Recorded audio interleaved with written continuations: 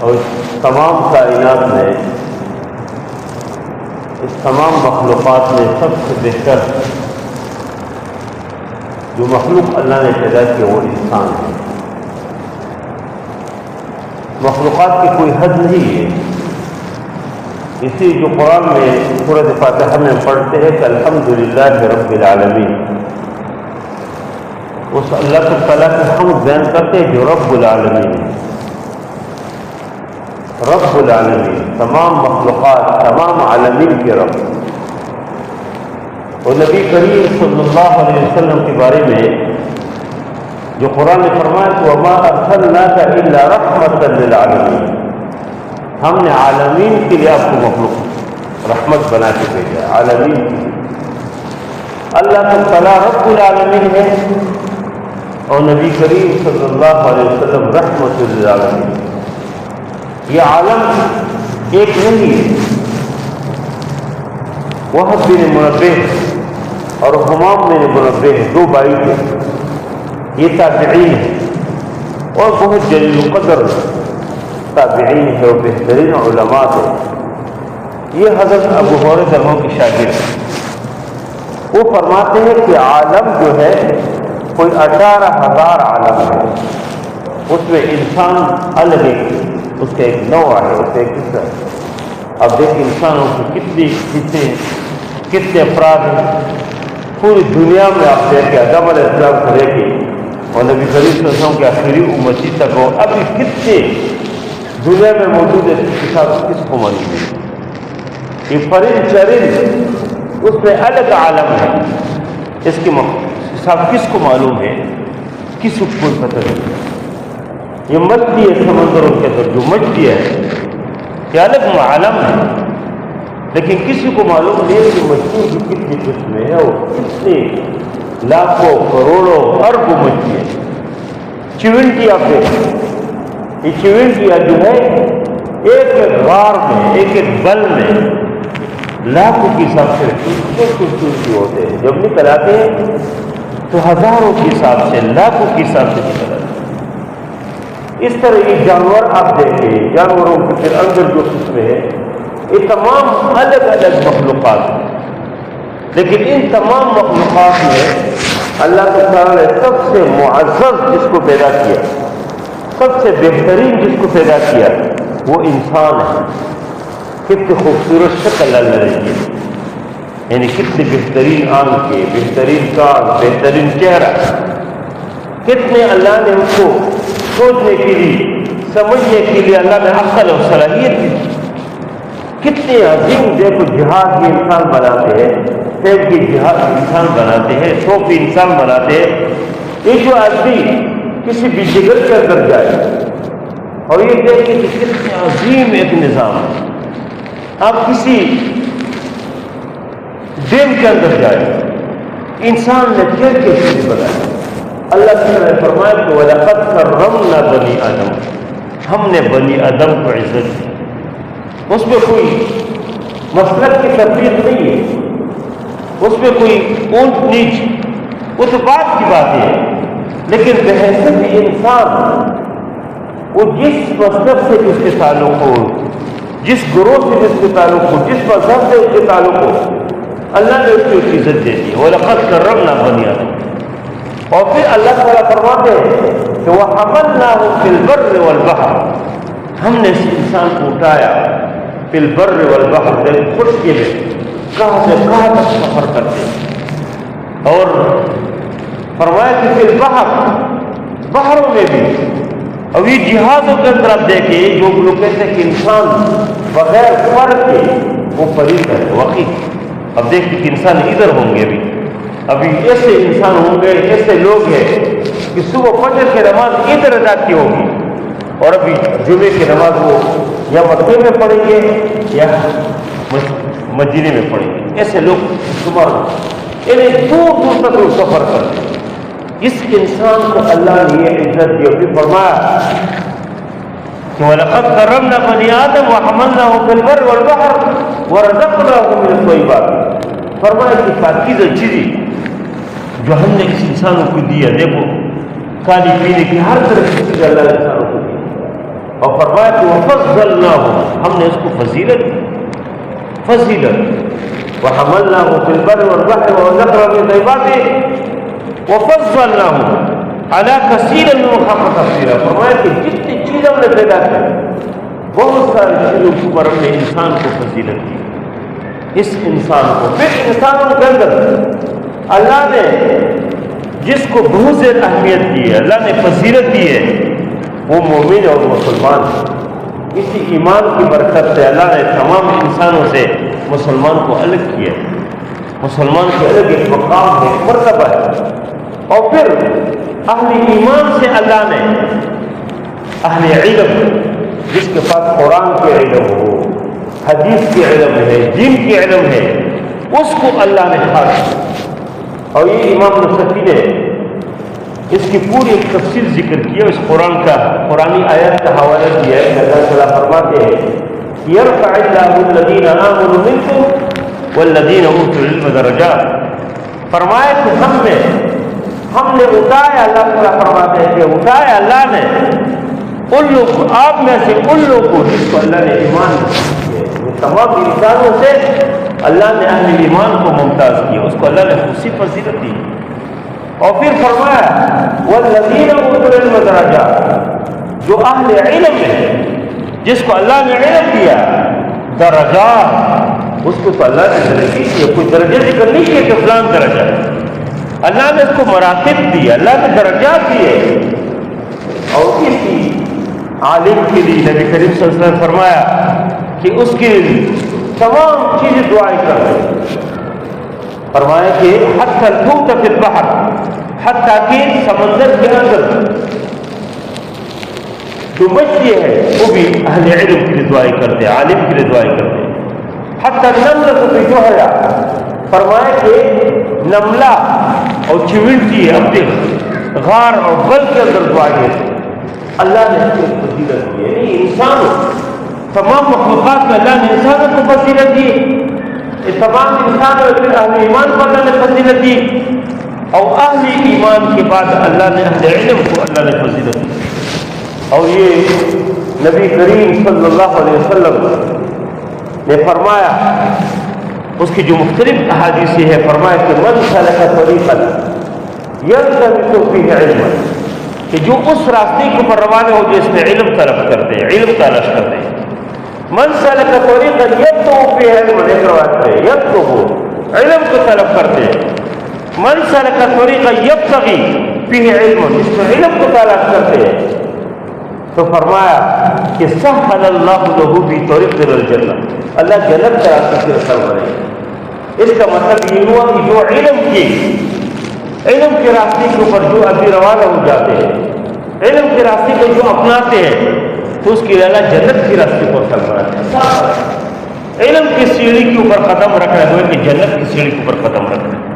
یہ دینی مدارس، یہ دینی مراکز، یہ مساجد، یہ علم کے مراکز ہے، دین کے مراکز ہے، یہاں پر لوگ قرآن پڑھتے ہیں۔ اور اسی وجہ سے نبی کریم صلی اللہ علیہ وسلم کی ان دعاؤں کی برکت ہے کہ اللہ نے جو بھی جس طرح دعا مانگتا ہے اللہ نے اس کو خوش رکھا۔ اللہ کے نبی نے دعا کی، دعا ہے اللہ کے نبی کی دعا ہے، اتنی بہترین خوش نصیب آدمی ہے جو اللہ کے نبی کی دعا کی مصروف بن جائے۔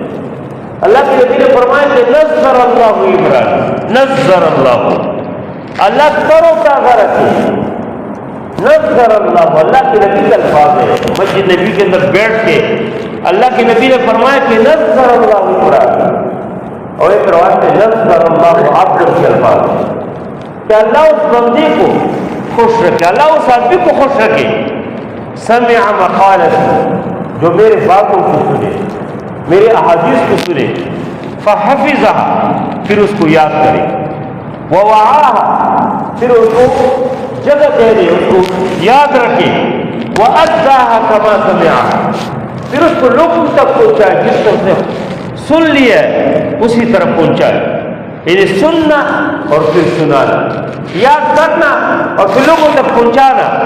اور اسی طرح حضرت عثمان رضی اللہ عنہ کو جو مشہور روایت ہے، عثمان بن عفان رضی اللہ عنہ کے فرمایا کہ خیرکم من تعلم القرآن وعلمہ، تم میں بہتر آدمی وہ ہے جو قرآن سیکھے اور سکھائے، بہتر ہے۔ ہم تو ہمارے بہتری کے الگ پیمانے ہیں، لیکن اللہ کے نبی صلی اللہ علیہ وسلم کا پیمانہ لے کے اللہ کے نبی فرماتے ہیں کہ خیرکم من تعلم القرآن وعلمہ، تم میں بہترین آدمی وہ ہے جو قرآن سیکھے اور سکھائے، خود پڑھے اور پڑھائے، خود یاد کے وہ تک پہنچائے۔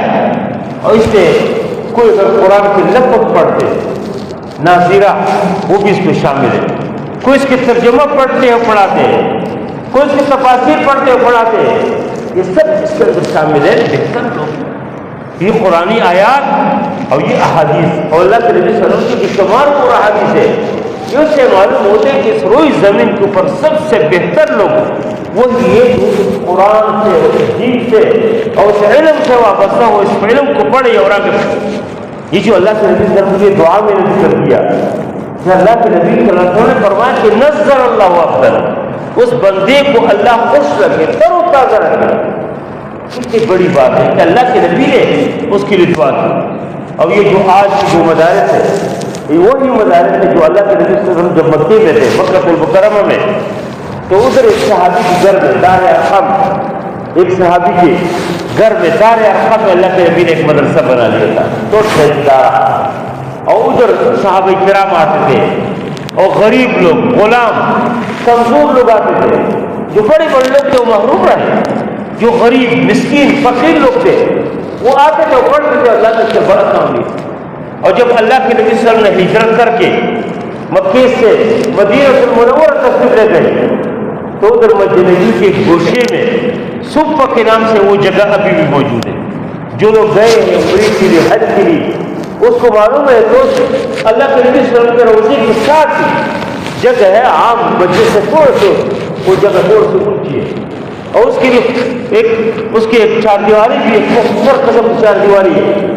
اس صفے کے اوپر 2 رکعت نماز پڑھنے کے لیے ہر آدمی ترس ہے، اور یہ سنت ہے کہ ادھر آدمی 2 رکعت نماز پڑھے۔ اسی صفے کے اسی جامعہ صفہ میں، اسی صفے میں اللہ کے نبی صلی اللہ علیہ وسلم بیٹھ کے صحابہ کرام کو قرآن و حدیث کی درس دیتے، علماء تیار ہوتے تھے، اور اسی صفے سے اللہ نے حضرت عبداللہ بن عباس جو بہت بڑا نام ہے علم میں، بڑا، حضرت عبداللہ بن عمر اسی جگہ سے تیار ہو گئے، حضرت عبداللہ بن مسعود رضی اللہ عنہ سے تیار ہو گئے۔ اب یہ جتنے علماء اور جتنی دنیا کے اندر جتنی خیر اور شر کے اس کے مقابلے میں خیر کی طرف کھڑے ہو گئے، وہ سارے اسی جگہ سے نکلے۔ اگر خالد بن ولید رہو کو آپ دیکھیں، اگر آپ ابو عبیدہ بن الجراح کو دیکھیں، آپ عبد الرحمن بن عوف کو دیکھیں، آپ عثمان بن عفان کو دیکھیں، آپ ابو بکر صدیق اور عمر فاروق اور عثمان غنی اور علی وہ سب کے لوگ اس صفے سے تیار ہو گئے، صفے کی اسی مدرسے۔ اور آج دنیا کے اندر جتنی مدارس ہے میں سمجھتا ہوں کہ اسی کڑی کا حصہ ہے، اسی وہی کڑی جس کی ایک کونا ایک کڑی اللہ کے نبی صلی اللہ علیہ وسلم کے ہاتھ میں ہے، اور آج خوش نصیب بھی ہوگا کہ دوسری کڑی اس کی آج کے ایک امتی کے ہاتھ میں ہو، اسی طرح کسی نہ کسی طریقے سے وابستہ ہو، یہ اسی مدرسے میں پڑھ رہا ہو، یہ اس پہ پڑھا رہا ہوں، یہ اس پہ خدمت کرتا ہوں، یہ اسی مدرسے میں وقت دیتا ہوں، وقت صرف کرتا ہوں، یا ادھر جو ہے اپنے مال خرچ کرتا ہوں۔ اللہ کے نبی صلی اللہ علیہ وسلم فرمایا تھا کہ کن عالما او متعلما او خادما او سامعا ولا تكن خامسا فتهلك۔ اللہ کے نبی نے فرمایا کہ عالم بن جاؤ، عالم دین بن جاؤ، اور متعلم یا متعلم بن جاؤ، علم سیکھو، اور فرمایا اور یا سامعان، یہ ان لوگوں کی بات سنو، یہ علم کو سنو، اور یا فرمایا خادم بنے، خادم بنے، 4 لوگ، عالم بن جاؤ، متعلم بن جاؤ، خادم بن جاؤ، سامع بن جاؤ، اور فرمایا کہ ولا تكن خامسا، چوتھا نمبر کہ نہ عالم بنتے، نہ متعلم بنتے، نہ خادم بنتے، نہ سامع بنتے، اللہ کے نبی نے فرمایا کہ ہلاک ہو جاؤ گے، تباہ ہو جاؤ گے، تو نہیں بننا۔ اللہ کے نبی صلی اللہ علیہ وسلم کے الفاظ، اس لیے میں سمجھتا ہوں کہ خوش نصیب لوگ ہیں۔ اور دیکھو اس علم کی برکت سے، اب دیکھو حضرت آدم علیہ السلام کو اللہ نے مسجود الملائکہ بنایا. آدم علیہ السلام دیکھو کہ اس کو فرشتوں کو اللہ نے حکم دیا کہ سجدہ کرو، آدم کو سجدہ کرو، وہ جو کیا ہے وَعَلَّمَ آدَمَ الْأَسْمَاءَ كُلَّهَا، علم کی برکت ہے. دیکھو اسی علم کی برکت سے حضرت خضر علیہ السلام کو اللہ نے موسیٰ علیہ السلام کی شاگرد خاص بنایا. جیسے موسیٰ علیہ السلام جیسے آدمی کو اللہ نے حضرت خضر کے جو نبی نہیں تھے اس کے بارے میں ابھی تک کوئی صحیح بات نہیں ہے کہ کوئی اللہ کی ولی تھے، کوئی نبی تھے کہ وہ کیا ہے، لیکن موسیٰ علیہ السلام جل قدر نبی ہے، لیکن اس علم کی وجہ سے وہ ایک آدمی کی ایک دوسری آدمی کے جو سفر کرتے اور دور جاتے اور ادھر اس کی شاگرد بن جاتے. علم کی برکت، اس علم کی برکت سے آپ دیکھیں کہ ساحران نے فرعون کو جو موسیٰ علیہ السلام کے مقابلے میں آئے لیکن ادھر آ گئے فتنازعوا امرهم بینہم. موسیٰ علیہ السلام کو دیکھا فرعون نے بلایا تھا ان لوگوں کو کہ ایسا ساحر آدمی ہے، جادوگر ہے، اس کا مقابلہ کرے آپ. لیکن جب وہ لوگ ادھر آ گئے اس نے موسیٰ علیہ السلام کو دیکھا، اس کے شکل صورت کو دیکھا، اس کے انداز کو دیکھا، فتنازعوا امرهم، وہ جو آپ کے درمیان خفیہ بات کی کہ ساحر تو اس طرح نہیں ہوتے، جادوگر تو اس طرح نہیں ہوتے، جادوگر تو ہم نہیں ہوتے تھا، ہمیں تو جادو کا پتہ ہے، سحر کا پتہ ہے، جادوگر اس طرح نہیں ہے. لیکن پھر کہا کہ چلو اس طرح کرتے کہ ہم مقابلہ کرتے، ہاں اگر یہ کامیاب ہو جائے تو ہم اس کو پر ایمان لاتے، اگر ہم کامیاب ہو جائے تو ہمارے بھائی ہیں ہمارے ساتھ، ہم ان کے خیال کریں گے. اور پھر موسیٰ علیہ السلام سے کہا کہ ان مانتو کھیوائے مالک اور رحمت، یا تم اپنی رسی کو پھینکو، اپنی لاٹھی کو پھینکو یا ہم پھینکتے ہیں. موسیٰ علیہ السلام نے کہا کہ تم پھینکو، بل القوا، تم پھینکو. اور جب انہوں نے اپنی رسیوں کو پھینک دیا، 70,000 ساحر اور جادوگر تھے، ہر آدمی نے رسی پھینک اور لاٹھی پھینک دی. وہ 70,000 لوگ اگر ہر آدمی 2 سانپ اس کے لاٹھی اور رسی سے بن جائے اور ذہین بن جائے تو اب اندازہ لگائے کہ لوگ ڈرنے لگ گئے. لیکن موسیٰ علیہ السلام کو اللہ نے حکم دیا کہ تم رب سے رسی پھینکو، اپنی لاٹھی پھینکو. موسیٰ علیہ السلام نے لاٹھی پھینک دیا اور اس نے تمام وہ جو جتنے سانپ اور اژدہے تھے اس کو ہڑپ دیا اور پتہ چلا کہ سحر ہے، جادو ہے اور وحی. اور پھر ادھر ساحر سے دینے لگے. اس کو اللہ نے ایک تو اسی امام ابن کثیر کہتے ہیں کہ فَأَدَّبُوا بِمُوسَىٰ، موسیٰ علیہ السلام کے ادب کی اور فرمایا کہ یہی سبب بن گئے تھے اسی کی ایمان لانے. تو اس علم کی برکت سے تھوڑے سے اس کو سمجھ بوجھ ہوا سے تو اس کو سمجھ آئے کہ یہ وحی ہے، یہ تورات اور یہ موسیٰ علیہ السلام کے بعد جو علم ہے یہ جادو نہیں ہے. اور انہوں نے اس کو پر ایمان لایا اور اللہ نے اس کو بڑا مقام دیا، بڑا مرتبہ دیا. اس لیے میں آپ لوگوں سے جو بات کرنا چاہتا ہوں کہ شوال کا مہینہ ہے، اس مہینے میں پوری پاکستان کے اندر برصغیر پاکستان کے اندر مدرسوں کے اندر داخلی شروع ہو جاتی ہے. جس طرح آپ کالج یونیورسٹی کے بچوں کو تیار کرتے ہیں وہ پیچھا اس کی اپنی جگہ کی ضرورت ہے. آپ کو بچہ بہترین ڈاکٹر ہو، انجینئر ہو، اس کی ضرورت ہونی چاہیے، لیکن وہ آپ کی دنیاوی ضرورت ہے، آپ کی اخروی ضرورت، آپ کی دینی ضرورت وہ یہ علم. برصغیر پاکستان کے اندر جو مدارس ہے بہت بڑا کام کیا، کوئی معمولی کام نہیں کیا. بعض لوگ کہتے ہیں اس مدرسوں کا کیا ہے جس کا کیا آؤٹ پٹ ہے جی، اس مسجدوں کی کیا ہے. دیکھو وہ جو مشہور قول ہے کہ لوگ کہتے ہیں کہ یہ قرآن حجاز میں اترا تھا، حجاز میں سرزمین عرب سے. اس قرآن کو مصریوں نے پڑھا، بہترین قاری مصر میں. لیکن وہ جو قول ہے کہ اس قرآن کو برصغیر پاکستان کے لوگوں نے سمجھا ہے، حجاز میں اترا، مصر کے لوگوں نے پڑھا اور برصغیر پاکستان کے لوگوں نے سمجھا ہے. الحمدللہ بڑے بڑے مدارس ہوئے، تو معمولی مدرسے بڑے بڑے مدرسے. اور ان مدرسوں نے دیکھو بہترین تفاسیر تیار کی، ہر زبان میں تفسیر ہے. آج کوئی نوجوان، کوئی بزرگ، کوئی مسلمان نہیں کہہ سکتے کہ میں قرآن کیا ہے تو عربی زبان ہے، کیسے میں سمجھ. آپ جس زبان سے آپ کے تعلق ہے اسی زبان میں تفسیر موجود ہے. برصغیر پاکستان کے علماء نے مدرسے نے بڑا کام کیا. دیکھو ہر زبان میں احادیث کی کتابوں کے ترجمے موجود ہیں، ہر زبان میں لٹریچر موجود ہے. الحمدللہ اسلام کے تشریحات موجود ہیں، تو کوئی قیامت کے دن نہیں کہہ سکتے کہ یا اللہ میں تو عربی نہیں سمجھتا تھا، قرآن عربی زبان میں، آپ کے نبی محمد صلی اللہ علیہ وسلم عربی زبان میں ہے، حدیث عربی زبان میں۔ ان علماء نے ان کی بڑی خدمات دی۔ دوسری طرف آپ دیکھیں کہ کبھی اس طرح نہیں ہوا، دنیا کے اندر کبھی اس طرح نہیں ہوا کہ جنازہ تیار ہو مولوی نہ ہو، کبھی اس طرح نہیں ہوا۔ مولوی آپ سے پہلے جنازے میں حاضر ہوتے، آپ کی قبر تک آپ کے ساتھ جاتے ہیں۔ کبھی اس طرح نہیں ہوا کہ نکاح کے لیے بارات کو موجود ہو اور نکاح خان نہیں ہے، مولوی صاحب نہیں ہے، اس طرح نہیں ہوا۔ کبھی اس طرح نہیں ہوا کہ نماز کا وقت ہے جی اور مولوی صاحب نہیں، ایسے نہیں ہو۔ یعنی آپ کی جنازے سے لے کر آپ کی تصویر تک اور آپ کی نکاح و ہر چیز میں الحمدللہ مدارس کا بڑا کردار ہے۔ لیکن بڑی سعادت کی بات ہوگی کہ اگر آپ کا اپنا بیٹا وہ آپ کے گھر میں ایک عالم ہے۔ میں اس دن آ رہا تھا ایک جگہ سے، میرے ساتھ گاڑی میں 2 لوگ بیٹھے تھے، اونچے خاندانوں کے لوگ تھے۔ ایک بھائی نے برطانیہ سے بھی میڈیکل کیا تھا اور دوسرے بھائی کو کمپیوٹر کا بڑا کام تھا۔ ایک دوسرے کہہ رہے تھے، وہ بھائی اسی میڈیکل والے سے کہہ رہے تھے کہ آپ کو میڈیکل کا فائدہ کیا؟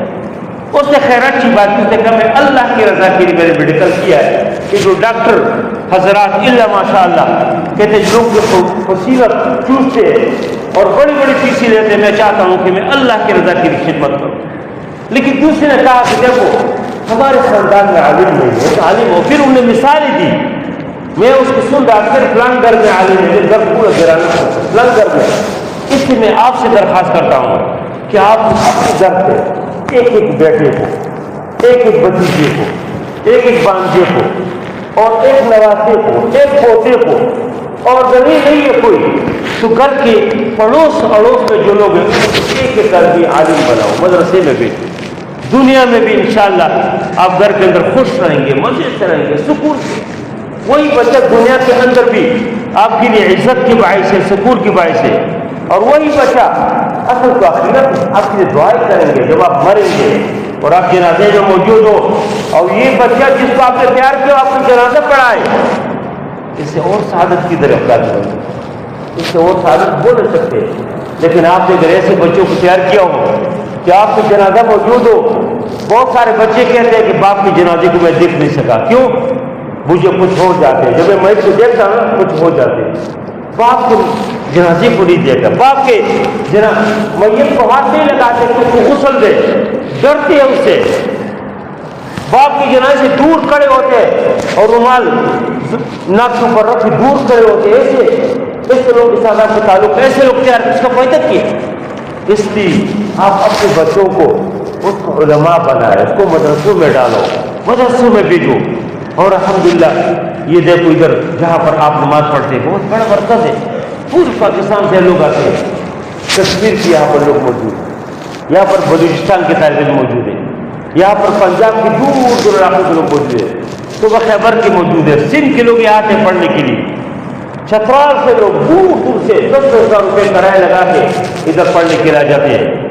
لیکن بدقسمتی میں بدقسمتی سے تعبیر قسم کرتا ہوں کہ آپ ہمارے آس پاس کے لوگ اس سے محروم ہیں۔